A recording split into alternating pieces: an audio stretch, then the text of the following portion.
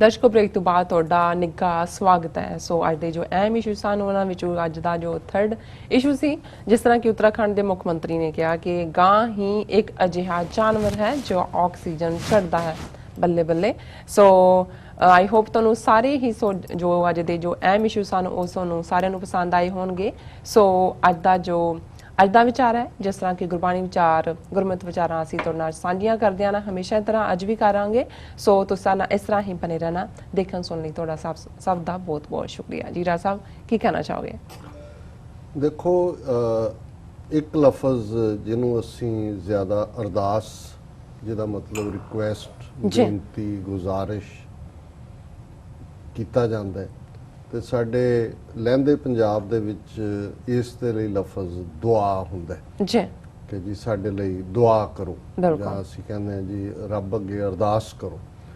ਸੋ ਜ਼ਾਹਰ ਹੈ ਇੱਕ ਤਾਂ ਕਲੈਕਟਿਵ ਅਰਦਾਸ ਹੈ, ਕਲੈਕਟਿਵ ਦੁਆ ਹੈ, ਔਰ ਇਹਦੇ ਵਿੱਚ ਕੋਈ ਸ਼ੱਕ ਨਹੀਂ ਹੈ ਕਿ ਰੱਬ ਅੱਲਾਹ ਤਾਲਾ ਵਾਹਿਗੁਰੂ ਨਿਰੰਕਾਰ, ਜਿਸ ਨੇ ਇਹ ਸਾਰੀ ਕਾਇਨਾਤ ਬਣਾਈ ਹੈ, ਜਿਹਨੇ ਸਾਰੀ ਲੁਕਾਈ ਪੈਦਾ ਕੀਤੀ ਹੈ, ਜਿਹੜਾ ਹਰ ਇੱਕ ਦੇ ਵਿੱਚ ਵਸਦਾ ਹੈ, ਬੈਠਾ ਹੈ, ਉਸ ਦੇ ਅੱਗੇ ਜਦੋਂ ਅਸੀਂ ਦੁਆ ਕਰਦੇ ਹਾਂ, ਕਲੈਕਟਿਵ ਦੁਆ, ਉਸ ਦਾ ਇੱਕ ਅਸਰ ਹੁੰਦਾ ਹੈ। ਔਰ ਇਹ ਵੀ ਸਾਡਾ ਯਕੀਨ ਹੈ ਕਿ ਜਿਹੜੇ ਲੋਕ ਰੱਬ ਦੇ ਕਰੀਬ ਹੁੰਦੇ ਨੇ, ਰੱਬ ਦੀ ਕੁਰਬਤ 'ਚ ਹੁੰਦੇ ਨੇ, ਫਕੀਰ ਲੋਕ, ਸਾਈਂ ਲੋਕ, ਸੰਤ ਲੋਕ, ਰੱਬ ਦੇ ਪਿਆਰੇ ਲੋਕ, ਅੱਲਾ ਵਾਲੇ ਲੋਕ, ਜਾਂ ਅਸੀਂ ਉਹਨਾਂ ਨੂੰ ਗੁਰਮੁਖ ਕਹਿੰਦੇ ਹਾਂ, ਉਹਨਾਂ ਦੀ ਦੁਆ ਦੇ ਵਿੱਚ, ਅਰਦਾਸ ਦੇ ਵਿੱਚ ਹੋਰ ਵੀ ਜ਼ਿਆਦਾ ਤਾਕਤ ਹੁੰਦੀ ਹੈ, ਕਿਉਂਕਿ ਰੱਬ ਉਹਨਾਂ ਦੀ ਸੁਣਦਾ ਹੈ। ਬਹੁਤ ਵਾਰੇ ਅਸੀਂ ਕਹਿੰਦੇ ਹਾਂ ਕਿ ਭਾਈ ਫਲਾਣੀ ਥਾਂ ਤੋਂ ਜਿਹੜਾ ਹੋਏ, ਲੇਕਿਨ ਜਦੋਂ ਤੁਸੀਂ ਇਸ ਰੂਹਾਨੀ ਦੁਨੀਆ ਦੀ ਹੋਰ ਡੂੰਘਾਈ ਦੇ ਵਿੱਚ ਚਲੇ ਜਾਂਦੇ ਹੋ,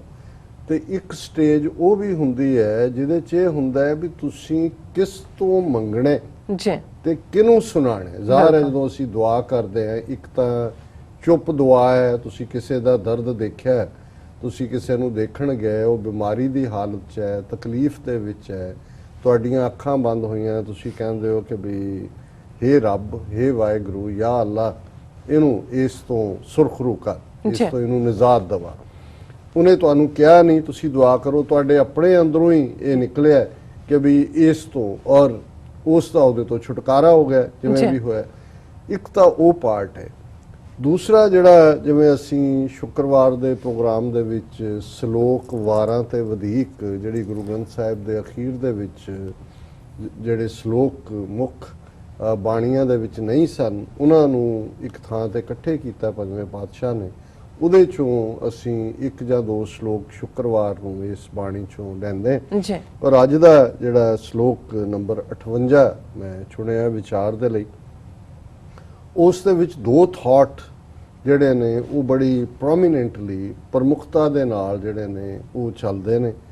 ਬਾਬੀਹਾ ਸਗਲੀ ਧਰਤੀ ਜੇ ਫਿਰੈ, ਊਡ ਚੜ੍ਹੈ ਆਕਾਸ਼, ਸਤਿਗੁਰ ਮਿਲਿਐ ਜਲ ਪਾਈਐ, ਚੂਕੈ ਭੂਖ ਪਿਆਸ, ਜਿਉ ਪਿੰਡ ਸਭ ਤਿਸ ਕਾ, ਸਭ ਕਿਛ ਤਿਸ ਕੈ ਪਾਸ, ਵਿਣ ਬੋਲਿਆ ਸਭ ਕਿਛ ਜਾਣਦਾ, ਕਿਸ ਆਗੈ ਕੀਚੈ ਅਰਦਾਸ, ਨਾਨਕ ਘਟ ਘਟ ਏਕੋ ਵਰਤਦਾ, ਸ਼ਬਦ ਕਰੇ ਪ੍ਰਗਾਸ। ਹੁਣ ਸਾਡੇ ਪੰਜਾਬ ਦੇ ਲੈਂਡਸਕੇਪ 'ਚ ਅੱਜ ਕੱਲ੍ਹ ਖਾਸ ਤੌਰ 'ਤੇ ਜਦੋਂ ਬਰਸਾਤਾਂ ਦਾ ਮੌਸਮ ਚੱਲ ਰਿਹਾ ਹੈ, ਸਾਵਣ ਭਾਦੋ ਦਾ ਪਾਰਟ ਹੈ, ਤੇ ਫਿਰ ਇੱਕ ਛੋਟਾ ਜਿਹਾ ਬੀਂਡਾ, ਜਿਹਨੂੰ ਅਸੀਂ ਬਬੀਹਾ ਕਹਿੰਦੇ, ਹਿੰਦੀ ਪੋਇਟਰੀ ਦੇ ਵਿੱਚ ਉਹਨੂੰ ਪਪੀਹਾ ਕਿਹਾ ਜਾਂਦਾ ਹੈ। ਬਹੁਤ ਸਾਰਾ ਉਹ ਪੀ ਪੀ ਕਰਦਾ ਹੈ, ਸਾਡੇ ਬੀ ਕਰਦਾ, ਇਸ ਲਈ ਬੀਂਡਾ ਹੈ। ਔਰ ਉਸ ਬਾਰੇ ਅਕਸਰ ਇਹ ਕਿਹਾ ਜਾਂਦਾ ਹੈ ਕਿ ਉਹ ਪਾਣੀ ਡਾਇਰੈਕਟ ਸੋਰਸ ਤੋਂ ਲੈਂਦਾ ਹੈ, ਮੀਂਹ ਦਾ ਪਾਣੀ ਹੀ ਉਹ ਉਸ ਨੂੰ ਤ੍ਰਿਪਤੀ ਦਿੰਦਾ ਹੈ, ਜਾਂ ਉਸ ਨੂੰ ਜਿਹੜਾ ਉਹ ਕੰਟੈਂਡਡ ਕਰਦਾ ਹੈ। ਉਹ ਆਮ ਛੱਪੜਾਂ, ਟੋਬਿਆਂ ਜਾਂ ਸਰੋਵਰਾਂ 'ਚੋਂ ਪਾਣੀ ਨਹੀਂ ਪੀਂਦਾ। ਇਸ ਲਈ ਜਦੋਂ ਬਹੁਤ ਗਰਮੀ ਹੋ ਜਾਂਦੀ ਹੈ, ਜੇ ਮੀਂਹ ਆਉਣ ਤੋਂ ਪਹਿਲਾਂ ਬੀਂਡਿਆਂ ਦੀ ਆਵਾਜ਼ ਤੁਹਾਨੂੰ ਸੁਣਦੀ ਹੈ, ਬੀ ਬੀ, ਇਹ ਹੁੰਦਾ ਹੈ ਕਿ ਜੀ ਉਹ ਪ੍ਰੇ ਕਰ ਰਹੇ ਨੇ, ਮੰਗ ਰਹੇ ਨੇ ਰੱਬ ਤੋਂ ਵੀ ਜਲ ਦੇ। ਫਿਰ ਜਦੋਂ ਜਲ ਆਉਂਦਾ ਹੈ ਔਰ ਉਹ ਤ੍ਰਿਪਤ ਹੋ ਜਾਂਦਾ ਹੈ, ਔਰ ਉਸ ਦੀ ਜਿਹੜੀ ਹੈ ਪਿਆਸ ਹੈ ਉਹ ਬੁੱਝ ਜਾਂਦੀ ਹੈ। ਹੁਣ ਜਿਵੇਂ ਇੱਕ ਸ਼ਾਇਰ ਜਦੋਂ ਗੁਜ਼ਰਦਾ ਹੈ ਇੱਕ ਜਿਹੜਾ ਰੂਹਾਨੀ ਰੱਬ ਵਾਲਾ ਬੰਦਾ ਹੈ, ਜੇ ਮਸ਼ੀਨ ਚੱਲ ਰਹੀ ਹੈ, ਚੱਕ ਚੱਕ ਚੱਕ ਚੱਕ ਚੱਕ ਹੋ ਰਿਹਾ, ਤਾਂ ਉਸ ਦੀ ਜਿਹੜਾ ਜੁੜਿਆ ਹੋਇਆ ਉਹ ਉਹਨੂੰ ਕਹੇਗਾ ਇਹ ਵਾਹਿਗੁਰੂ ਵਾਹਿਗੁਰੂ ਵਾਹਿਗੁਰੂ ਵਾਹਿਗੁਰੂ ਕਰਦੇ ਜੀ। ਜਿਹੜਾ ਉਹ ਕਹੇਗੇ ਅੱਲਾ ਅੱਲਾ ਹੈ, ਉਹਦੀ ਆਵਾਜ਼ ਉਵੇਂ ਹੀ ਬਣ ਜਾਂਦੀ ਹੈ।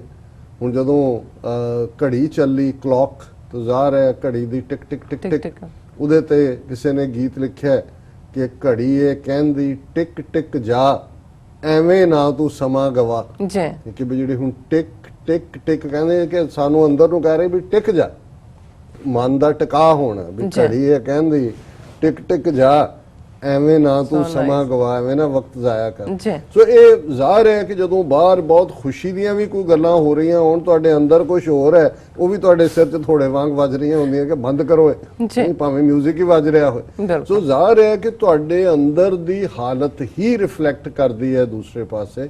ਸੋ ਇਹ ਰੂਹਾਨੀਅਤ ਦੀ ਦੁਨੀਆ 'ਚ ਵੀ ਔਰ ਗੁਰਬਾਣੀ 'ਚ, ਕਿਉਂਕਿ ਪਪੀਹੇ ਦੀ ਪਾਣੀ ਦੇ ਲਈ ਤੜਫ ਇੰਨੀ ਹੁੰਦੀ ਹੈ ਕਿ ਉਸ ਨੂੰ ਉਸ ਰੂਹਾਨੀ ਰੂਹ ਦੇ ਨਾਲ ਜੋੜਿਆ ਜਿਹੜੀ ਰੱਬ ਨੂੰ ਮਿਲਣ ਦੇ ਲਈ ਬੇਚੈਨ ਹੈ, ਜਿਹੜੀ ਦਿਨ ਰਾਤ ਜਿਸ ਦੇ ਅੰਦਰ ਵੈਰਾਗ ਹੈ ਕਿ ਮੇਰਾ ਪ੍ਰੀਤਮ ਕਹੋ ਮਿਲੇ ਕਿਤ ਗਲੀ।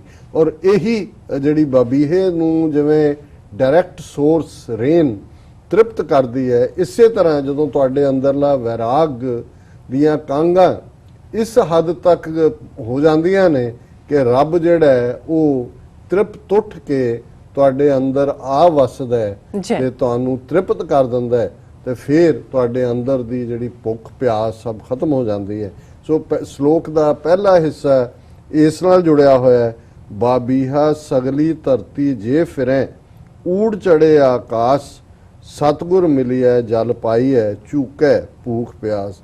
ਕਿ ਹੇ ਬਬੀਏ, ਤੂੰ ਭਾਵੇਂ ਸਾਰੀ ਧਰਤੀ ਫਿਰਦਾ ਰਿਹਾ, ਅਸਮਾਨ ਤੇ ਵੀ ਚੜ ਜਾ, ਪਰ ਜਦੋਂ ਤੈਨੂੰ ਜਲ ਮਿਲਣਾ ਜਿਹੜਾ ਰੱਬ ਨੇ ਦੇਣਾ, ਉਦੋਂ ਹੀ ਤੇਰੀ ਭੁੱਖ ਪਿਆਸ ਮਿਟਣੀ ਹੈ। ਇਹ ਗੱਲ ਅਸਲ 'ਚ ਵੈਰਾਗੀ ਹੋਈ ਰੂਹ ਨੂੰ ਕਹੀ ਹੈ ਕਿ ਐਵੇਂ ਭਟਕਣ ਦੀ ਲੋੜ ਨਹੀਂ, ਸਤਿਗੁਰ ਮਿਲੀ ਹੈ ਜਲ। ਜਦੋਂ ਗੁਰੂ ਦੀ ਰਹਿਮਤ ਹੋਣੀ ਹੈ, ਤੇਰੇ ਅੰਦਰ ਵਾਹਿਗੁਰੂ ਦੇ ਪਿਆਰ ਦੀ ਕਣੀ ਆ ਵਸਣੀ ਹੈ, ਝੁਕਾ ਭੂਖ ਪਿਆਸ, ਫਿਰ ਤੇਰੀਆਂ ਸਾਰੀਆਂ ਭੁੱਖ ਪਿਆਸਾਂ, ਫਿਰ ਤਾਂ ਤੁਹਾਨੂੰ ਇਹ ਲੱਗਦਾ ਹੀ ਨਹੀਂ, ਫਿਰ ਤਾਂ ਇਹ ਹੁੰਦਾ ਸਾਚੇ ਨਾਮ ਕੀ ਲਾਗੈ ਭੂਖ, ਉਤ ਭੂਖੈ ਖਾਏ ਚਲੀਏ ਦੁੱਖ ਕੇ ਵੇ, ਉਸੇ ਨੇ ਹੀ ਮੇਰੇ ਦੁੱਖ ਨੂੰ ਗਵਾਣਾ। ਔਰ ਇਹ ਉਦੋਂ ਹੀ ਆਂਦਾ ਜਦੋਂ ਜਿਉ ਪਿੰਡ ਸਭ ਤਿਸ ਕਾ, ਸਭ ਕੁਝ ਤਿਸ ਕੇ ਪਾਸ। ਕਿ ਤੁਸੀਂ ਮੰਗ ਕਿਹਦੇ ਤੋਂ ਰਹੇ ਹੋ ਜੀ? ਜਿਉ ਮਨ ਨੂੰ ਕਹਿੰਦੇ ਨੇ, ਪਿੰਡ ਬਾਡੀ ਹੈ, ਕਿ ਸਰੀਰ ਤੇ ਮਨ ਤੂੰ ਠਾਕੁਰ, ਤੁਮ ਪੈ ਅਰਦਾਸ, ਜਿਉ ਪਿੰਡ ਸਭ ਤੇਰੀ ਰਾਹ। ਇਹ ਤਾਂ ਤੇਰੀ ਇਨਵੈਸਟਮੈਂਟ ਹੈ, ਤੇਰੀ ਪੂੰਜੀ ਹੈ, ਜੀ ਵੀ ਤੇਰਾ ਹੈ, ਪਿੰਡ ਵੀ ਤੇਰਾ ਹੈ, ਸਰੀਰ ਵੀ ਤੇਰਾ ਹੈ। ਜਿਉ ਪਿੰਡ ਸਭ ਤਿਸ ਕਾ, ਸਭ ਕੁਝ ਜੇ ਉਹਦਾ ਹੀ ਹੈ ਤੇ ਉਹਨੇ ਹੀ ਤ੍ਰਿਪਤ ਕਰਨਾ ਹੈ, ਉਹਨੇ ਹੀ ਦੇਣਾ ਹੈ, ਤੇ ਫਿਰ ਕਿਹਦੇ ਅੱਗੇ ਅਸੀਂ ਮੰਗਦੇ ਹਾਂ?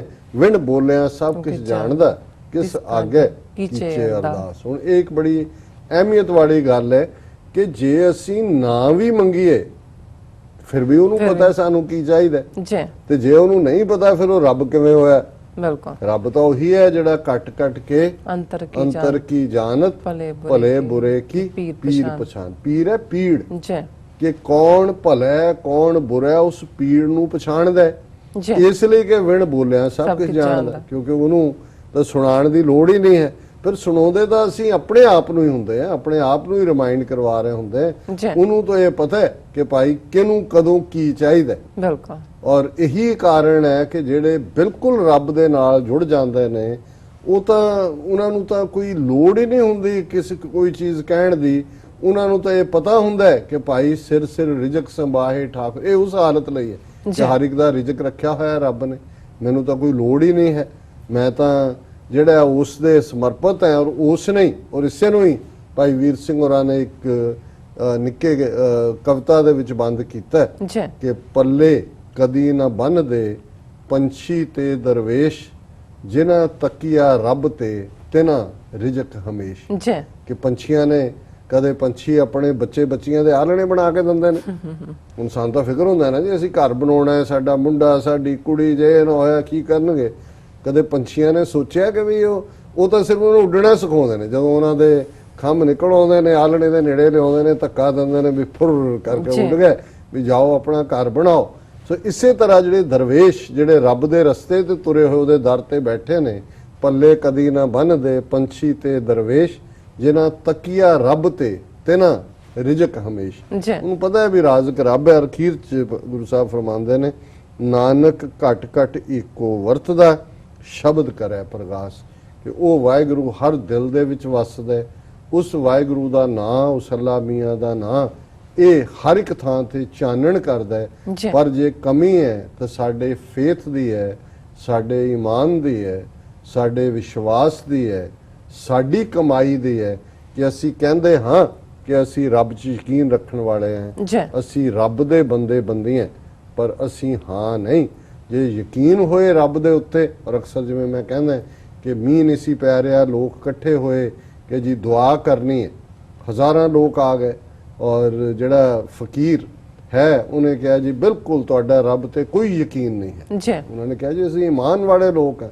ਉਹਨਾਂ ਨੇ ਕਿਹਾ ਜੇ ਤੁਸੀਂ ਇੱਥੇ ਦੁਆ ਲਈ ਇਕੱਠੇ ਹੋਏ ਹੋ ਤੇ ਤੁਹਾਡੀਆਂ ਛਤਰੀਆਂ ਕਿੱਥੇ ਨੇ? ਕਿ ਜੇ ਤੁਸੀਂ ਰੱਬ ਤੋਂ ਦੁਆ ਮੰਗਣ ਆਏ ਹੋ ਕਿ ਮੀਂਹ ਕਰੇ, ਜੇ ਤੁਹਾਡਾ ਫੇਥ ਹੁੰਦਾ ਹੈ ਤੁਸੀਂ ਛਤਰੀ ਲੈ ਕੇ ਆਉਂਦੇ ਕਿ ਭਾਈ। ਸੋ ਇਸੇ ਤੋਂ ਹੀ ਫਿਰ ਕਿਸੇ ਨੇ ਸ਼ੇਅਰ ਕਿਹਾ ਕਿ ਵੀ ਖੁਦਾ कबूल करता है दुआ जो दिल से होती है, मगर मुश्किल तो है ये है कि ये बड़ी मुश्किल से होती है। ਵਾਹ कि ਵੈਰੀ दिल, ਨਾਈਸ। दिल तो दुआ होना। ਜੀ ਸੋ ਜਦੋਂ ਦਿਲ ਤੋਂ ਦੁਆ ਹੈ ਫਿਰ ਬੋਲਾਂ ਦੀ ਲੋੜ ਹੀ ਬੋਲਾਂ ਦੀ ਲੋੜ ਹੀ ਨਹੀਂ ਨਹੀਂ ਪੈਂਦੀ। ਵਿਣ ਬੋਲਿਆ ਸਭ ਸਭ ਕਿਸ ਕੁਛ ਜਾਣਦਾ, ਕਿਸ ਅੱਗੇ ਆਗੇ ਕੀਚੇ ਅਰਦਾਸ। ਜੀ ਡਾਕਟਰ ਸਾਹਿਬ ਤੁਹਾਡਾ ਬਹੁਤ ਬਹੁਤ ਸ਼ੁਕਰੀਆ, ਤੁਸੀਂ ਅੱਜ ਦੇ ਅਹਿਮ ਇਸ਼ੂ ਤੇ ਅੱਜ ਦਾ ਵਿਚਾਰ ਸਾਡੇ ਦਰਸ਼ਕਾਂ ਨਾਲ ਸਾਂਝਾ ਕੀਤਾ। ਇਸ ਤਰ੍ਹਾਂ ਆਪਣੇ ਵਿਊਅਰਸ ਕੋਲ ਨੇ ਇਜਾਜ਼ਤ। ਵਿਊਅਰਸ, ਸਾਡੇ ਪ੍ਰੋਗਰਾਮ ਦਾ ਸਮਾਂ ਇੱਥੇ ਸਮਾਪਤ ਹੁੰਦਾ ਹੈ। ਤੁਸੀਂ ਆਪਣੀ ਰਾਏ ਤੇ ਸੁਝਾਅ ਸਾਨੂੰ ਭੇਜਣਾ ਨਾ ਭੁੱਲਣਾ। ਸਾਡੇ ਇਸ ਪਤੇ ਤੇ sos@tv84.tv ਤੇ ਅਸੀਂ ਆਪਣਾ ਪ੍ਰੋਗਰਾਮ ਲੈ ਕੇ ਫਿਰ ਦੁਬਾਰਾ ਹਾਜ਼ਰ ਹੋਵਾਂਗੇ। ਤਦ ਤੱਕ ਲਈ ਮੈਨੂੰ ਤੇ ਆਪਣਾ ਰਾਸਨ ਆ ਗਿਆ ਦੋ। ਦੇਖਦੇ ਰਹੋ TV84। ਬੁਲਾ ਦਿਓ ਫਤਿਹ। ਵਾਹਿਗੁਰੂ ਜੀ ਕਾ ਖਾਲਸਾ, ਵਾਹਿਗੁਰੂ ਜੀ ਕੀ ਫਤਿਹ। ਫਤਿਹ।